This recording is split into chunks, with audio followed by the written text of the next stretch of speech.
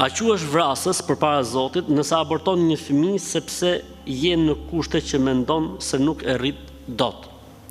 Përgjigjen për këtë ka dhënë Zoti në Kur'an, thot Allahu: "Esh-shejtanu ya'idukumul faqr." Shejtani ju trem me varfërim. Sa herë që njeriu ka ndërmend mendoj për fëmijë, menjëherë i vijnë ato mendimet e këqija, është bojeta e vështirë, a na del rroga, as na del rroga, po si do ta bëjmë, e ku dëgjon etj, ndërkohë që ne jemi dëshmitar të faktit se si gjyshrit tan kanë rritur gjithë nga 10 fëmijë, nga 12 fëmijë, nga 15 fëmijë, dhe kushtet e jetesës nuk kanë qenë as pak kaq komode siç janë sot. E Zoti modhu ka bë marr, e Zoti ju ka dhënë bekim, e ju ka dhënë Zoti begati pafund. Sepse e ka garantuar Allahu në Kur'an kur thot: "Nahnu narzuqukum wa iyahum."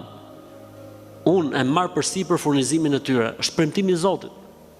E përderisa thot Zoti, unë e marr përsipër furnizimin e tyre, do të thotë ti nuk ke pse ta vrasësh me në kjo pjesë. Mirë po, shejtani bën punën e vet. Drejsi bën punën e vet, i mallkumi bën punën e vet, sepse ai do që të zhduket fara e njerëzimit në tokë, ndërkohë që Allahu dëshiron që njerëzimi të ekzistojë dhe jeta të jetë, edhe bota të jetë me jetë deri në ditën e Kiametit. Për këtë arsye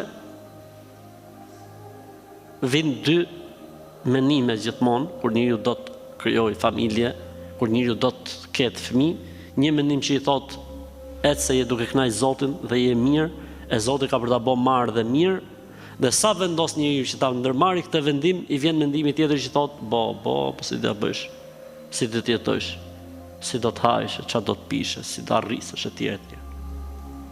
Kështu që nuk lejohet.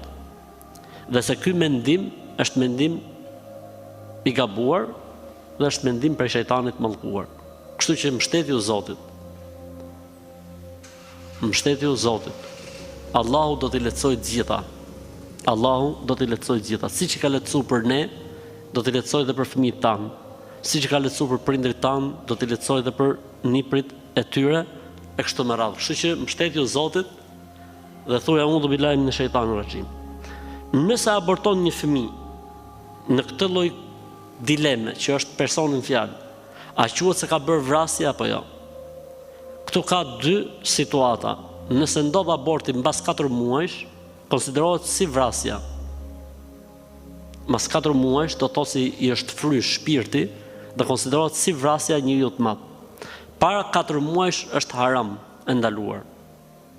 Pra në rastin e dytë kemi bërë gjuna, mëkat, po nuk konsiderohet vrasje, se shpirti sipas hadithit vjen në ditën 120-121, ndërsa në rastin e mas 120-ës konsiderohet vrasje dhe marrje jete, ke marr një jetë. Allahu na ruaj. Ndërsa nëse aborti është spontan ose ky që ndodh natyrshëm për shkaqe dhe arsye nga më të ndryshmet, a konsiderohet i tillë? Absolutisht që jo.